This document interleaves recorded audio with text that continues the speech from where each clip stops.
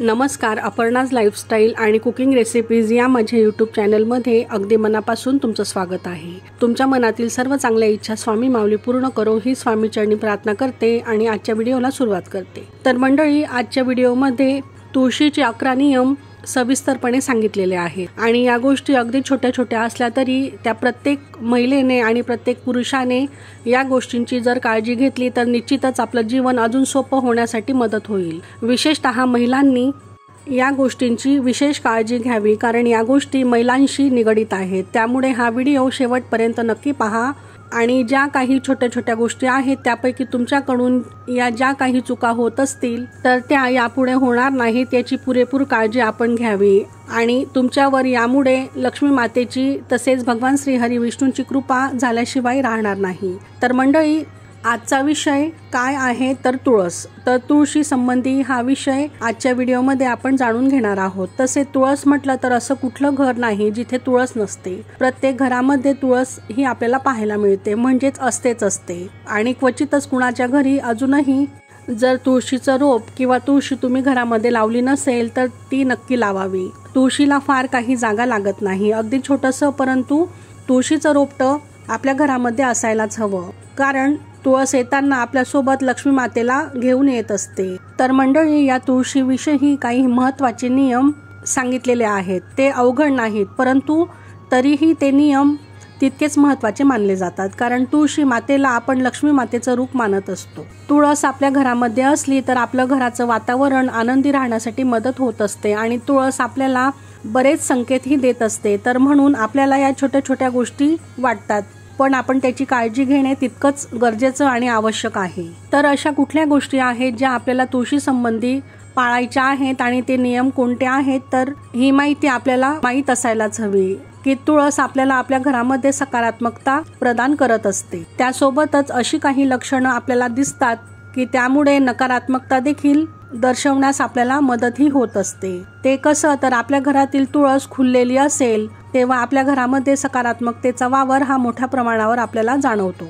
पण जर या उलट आपल्या घरातील तुळस जर वारंवार सुकत असेल, ती खुललेली नसेल, तर समजून जावं की आपल्या घरामध्ये काहीतरी वास्तुदोष आहे आणि कुठली तरी नकारात्मक ऊर्जा आपल्या घरामध्ये प्रवेश करत आहे। परंतु या ठिकाणी आपण एक गोष्ट लक्षात घ्यायला हवी, कधी कधी वातावरणामुळे देखील तुळस सुकते, तसेच उन्हामुळे देखील सुकत असते। तर या गोष्टी न घडता देखील जर तुळस सुकत असेल तर मग आपल्या घरामध्ये 100% वास्तुदोष हा आहे आणि नकारात्मकता देखील प्रवेश करत आहे। त्यासाठी आपण उपाय हे करायलाच पाहिजेत। तुळशी संबंधी कुठले नियम आहेत ते आपण पाहूयात। तर मंडळी, तुळशीविषयीचा सगळ्यात पहिला नियम म्हणजे आपण शक्यतो म्हणजेच आपल्याकडे तो नियम पाळला जातो तो कुठला, तर विना आंघोळीचं तुळशीला स्पर्श करू नये। तुळशीला विना आंघोळीचं पाणी घालायचं नाही। आता बऱ्याच महिला म्हणतील की मग आम्ही आंघोळ झाल्यावरच तुळशीला पाणी घालतो, आमच्याकडून कधीही स्पर्श केला जात नाही। तरीही क्वचित कोणाकडून चुकून देखील दुसऱ्या झाडाला पाणी घालत असताना बिना आंघोळीचं आपण जर तुळशीला पाणी टाकत असतो तर हे कुठेतरी चुकीचं असतं, कारण दुसऱ्या झाडाप्रमाणे तुम्ही तुळशीला पकडू नका, कारण तुळस ही अतिशय पवित्र मानली जाते। त्यामुळे विना आंघोळीचं तुळशीला स्पर्श करू नये किंवा पाणी घालू नये। या व्यतिरिक्त मासिक धर्मामध्ये देखील आपण तुळशीला पाणी अर्पण करू नये। आता तांब्याने पाणी ओतलं तरच आपण ते म्हणजे पूजापाठ समजावा आणि पाईप वगैरे लावून झाडांना पाणी मारतो तसं मारलं तर चालतं का, तर नाही, अशा पद्धतीने आपण तुळशीला पाणी घालू नये। दुसरा नियम म्हणजे सूर्यास्तानंतर तुळशीची पानं कधीही तोडू नयेत आणि तुळशीची पानं विनाकारण देखील तोडू नयेत। तर आता तुळस म्हटलं की औषधी देखील आहे, बरेच लोक चहामध्ये देखील त्याचा मोठ्या प्रमाणावर वापर करताना आढळतात। तर मग आपण तुळशीची पानं कधी तोडावीत, तर तुम्ही सकाळी थोडीशी पानं तोडून घ्यावीत। आता तोडताना देखील एक नियम आहे, तो नियम कुठला, तर आपण सुरीच्या किंवा कात्रीच्या हाताच्या नखांचा वापर न करता तुळशीची पानं तोडू नयेत। आपल्या हाताच्या साह्याने देखील आपण तुळशीची पानं तोडू नयेत। आपल्याला तुळशीची पानं लागतात त्यावेळेस नख न लावता आपण बोटांनी अलगद तुळशीची पानं तोडायची आहेत। त्यानंतरचा नियम म्हणजे तुळस नेहमी कुंडीतच असावी। तुळस लावण्यासाठी नेहमी कुंडीचाच वापर करावा। त्यासोबतच तुळशीच्या कुंडीमध्ये दुसरं कुठलंही रोपटं लावू नये, त्यातल्या त्यात विशेष काळजी आपण घ्यावी। की त्यामध्ये काटेरी रोपं नसावीत. काटेरी रोपं कुठं उगवली असेल तर ते लगेचच आपण काढून दुसऱ्या जागी लावून घ्यावीत.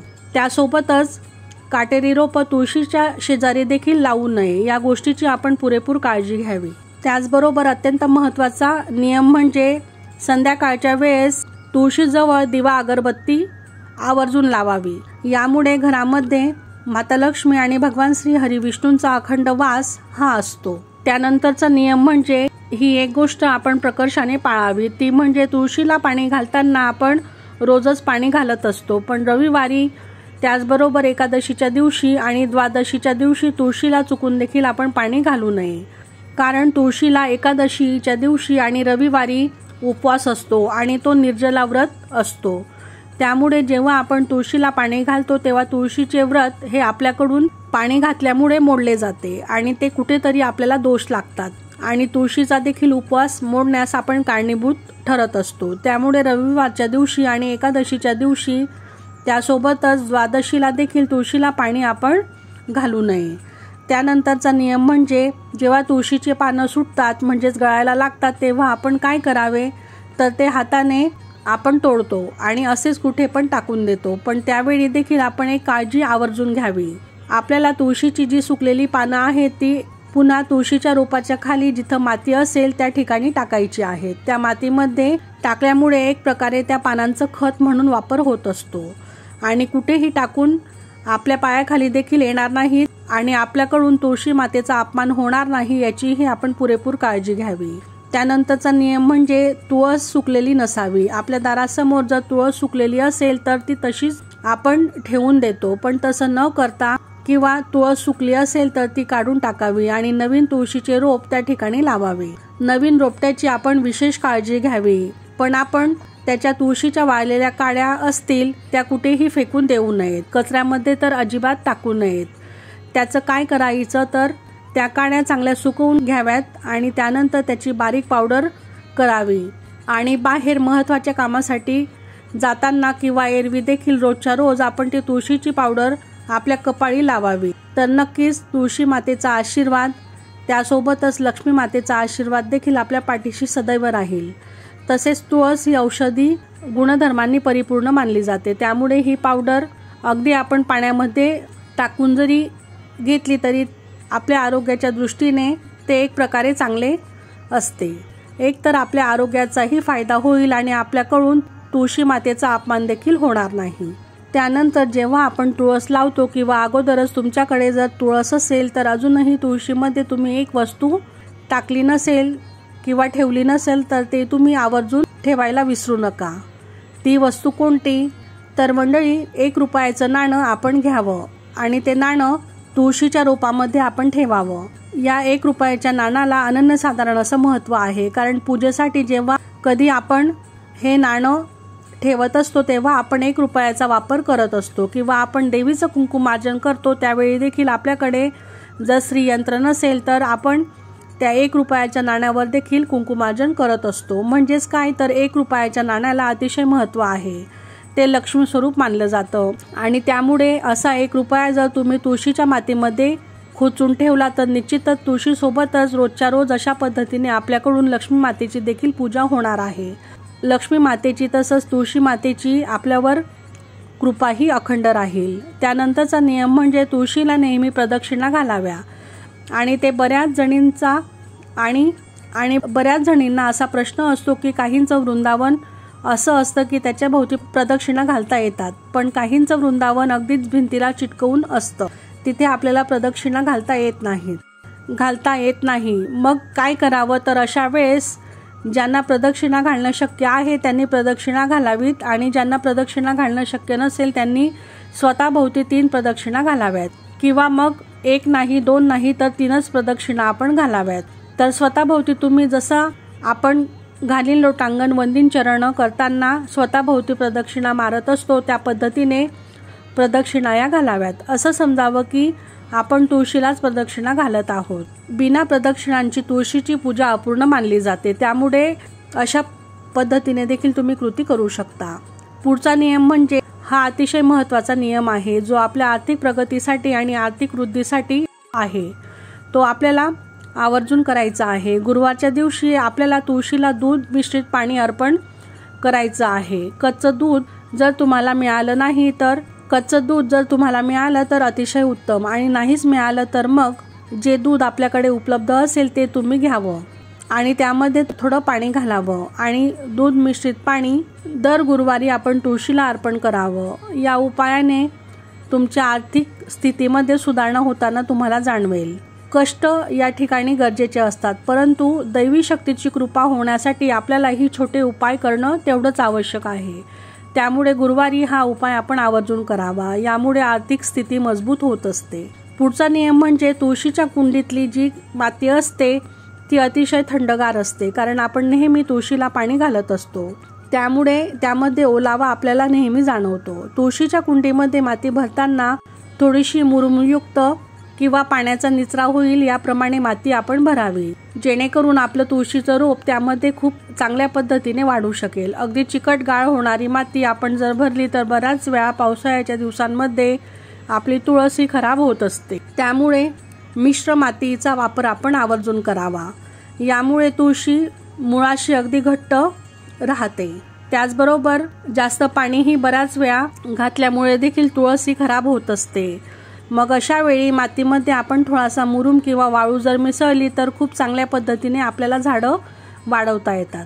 पुढचा नियम म्हणजे तुळशीच्या मातीमध्ये आपल्याला या 2 वस्तू ठेवायच्या आहेत, कारण 1 रुपयाचं नाणं म्हणजे धनाचं प्रतीक, धन म्हणजे साक्षात लक्ष्मी, आणि आपल्या तुळशीच्या मातीमध्ये आपण जर 1 रुपयाचं नाणं ठेवलं तर आपल्या घरामध्ये सुद्धा धनाची कधीही कमतरताही जाणवत नाही। कोणत्याही प्रकारच्या आर्थिक समस्या आपल्या घरामध्ये येऊ नये म्हणून आपण ते 1 रुपयाचं नाणं तुळशीसोबत ठेवावं। आणि जो दगड होता तर तो दगड म्हणजे काय तर शालिग्राम।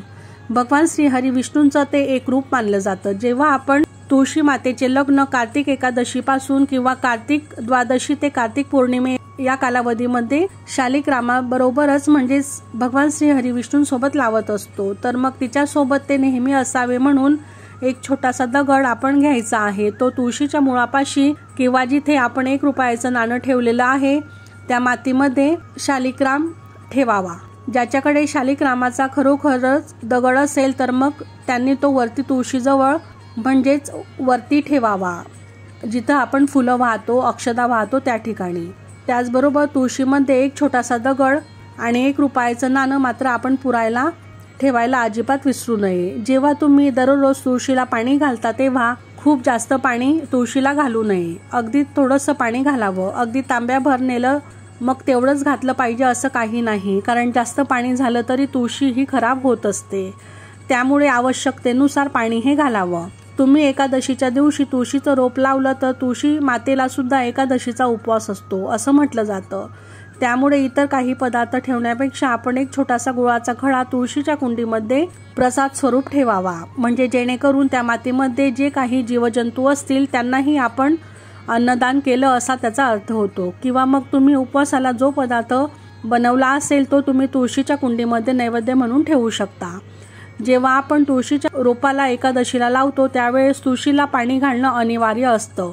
बाकी मग तुळशी लावल्यानंतर पुढे तुम्ही एकादशी किंवा द्वादशीला मुळाशी अगदी चमचाभर दूध त्यामध्ये हळद मिसळून घालावी। हा देखील अत्यंत प्रभावी उपाय मानला जातो। पुढचा नियम म्हणजे एका फुलवातीचं तूप घातलेलं निरंजन तुळशी मातेला लावावं आणि त्यानेच ओवाळून घ्यावं। त्यासोबतच दीपधूप दाखवावा आणि तुळशीपासून थोड्या लांब अंतरावर आपण तो दिवा ठेवावा, जेणेकरून आपलं तुळशीचं रोप उष्णतेमुळे खराब होणार नाही। त्यासोबतच ओम नमो भगवते वासुदेवाय, ओम नमो भगवते वासुदेवाय असं म्हणून तुळशी मातेला मनोभावे नमस्कार करावा। तुळशीची पूजा करताना आपलं तोंड पूर्वेला आलं पाहिजे किंवा उत्तरेला आलं पाहिजे, अशा पद्धतीने आपण तुळस ठेवण्याची जागा निवडावी। या पद्धतीने आपलं तुळशी वृंदावन बांधावं। पुढचा नियम म्हणजे आपण तुळशीला पाणी त्या दिवशी घालायचं नाही। ज्या वेळेस आपल्याकडे सोयर सुतक असेल किंवा काही अपरिहार्य कारण असेल ज्यामध्ये आपण धार्मिक कार्य किंवा देवपूजा वगैरे करत नाही, तर तेव्हा तुळशीला हातही लावू नये किंवा पाणीही घालू नये। त्यानंतर म्हणजे सोयर सुतक फिटल्यावर आपण तुळशीला पाणी घालू शकतो आणि तिची पूजा नित्यनेमाने करावी। तुळशी मातेचं महात्म्य जसं जेवढं बोलावं तेवढं कमीच आहे. पुढचा नियम म्हणजे तुळशीच्या आसपास आपण अजून कोणकोणत्या प्रकारची झाडं लावू शकतो आणि त्यांना सुद्धा काय महत्त्व आहे तेही तुम्हाला थोडक्यात या व्हिडिओमध्ये सांगितलेलं आहे. तर मंडळी, तुळशीच्या आसपास आपण शेवंतीचं झाड देखील लावू शकतो. त्याचं फूल भगवान विष्णूंना अतिशय प्रिय आहे. त्यासोबतच तुम्ही पांढरी शेवंती लावू शकता, तसेच पिवळी शेवंती देखील लावू शकता. आजकाल थोडीशी लालसर रंगाची सुद्धा शेवंती पाहायला मिळते. तुम्ही या प्रकारचे देखील रोपं लावू शकता. याशिवाय आपण तुळशीच्या आसपास ठेवण्यासाठी मनी प्लांट देखील लावू शकतो. वस्तुतः दक्षिण पूर्व दिशेला आपण मनी प्लांट ठेवू शकतो. मोगऱ्याचे झाड देखील आवर्जून लावावे. ही झाडे तुळशीच्या आसपास लावणं अतिशय उत्तम मानलं जातं, कारण मोगऱ्याचा गंध देवांना अतिशय प्रिय असतो. पण मोगऱ्याच्या कळ्या देवांना न वाहता मोगऱ्याची पूर्ण उमललेली फुलं आपण अर्पण करावीत, हे मात्र लक्षात ठेवावं. यासोबतच आपण जास्वंदाचे झाड देखील लावू शकतो, ज्याचं फूल भगवान शिवशंकरांना आणि गणपतीला विशेष प्रिय आहे. तर मंडळी, अशा प्रकारे तुळशी संबंधी महत्त्वाचे नियम आपण आजच्या व्हिडिओमध्ये जाणून घेतले. तर कसा वाटला आजचा व्हिडिओ? आजची माहिती कमेंट करून नक्की सांगा आणि अशाच माहितीपूर्ण व्हिडिओसाठी आपल्या चॅनलला सबस्क्राईब नक्की करा. त्याचबरोबर बेल आयकॉनवर क्लिक करा, जेणेकरून नवीन व्हिडिओ अपलोड झाला की त्याचं नोटिफिकेशन सर्वात आधी तुम्हाला मिळेल. आणि आपले व्हिडिओ जास्तीत जास्त लोकांपर्यंत शेअर देखील करा. श्री स्वामी समर्थ.